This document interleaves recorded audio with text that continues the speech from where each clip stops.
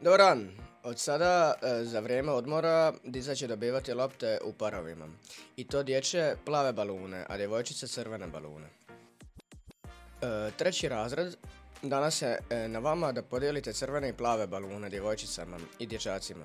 Znači saznajte broj djevojčica, dječaka i baluna koje morate podijeliti.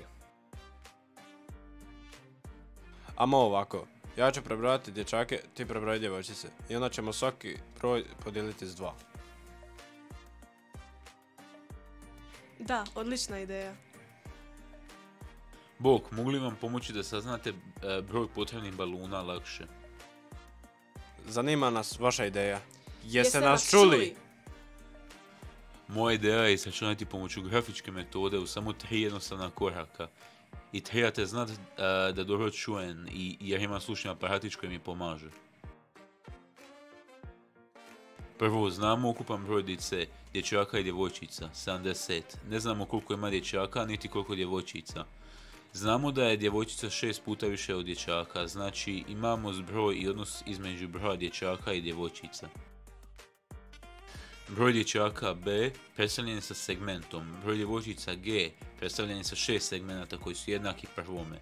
Znači jedan segment plus 6 segmenata jednako 7 segmenata i to je 70 dice.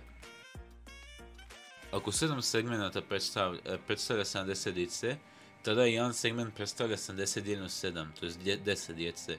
Jedan segment je jednako broj dječaka, što znači da ima 10 dječaka, 6 segmenata, broj djevojčica, što znači 6 puta više. 6 puta 10 jednako 60 djevojčica.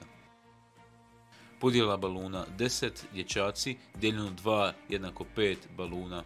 60 djevojaka dijeljeno 2 jednako 30 baluna. Bravo, Jonuc, stvarno si dobar u ovome.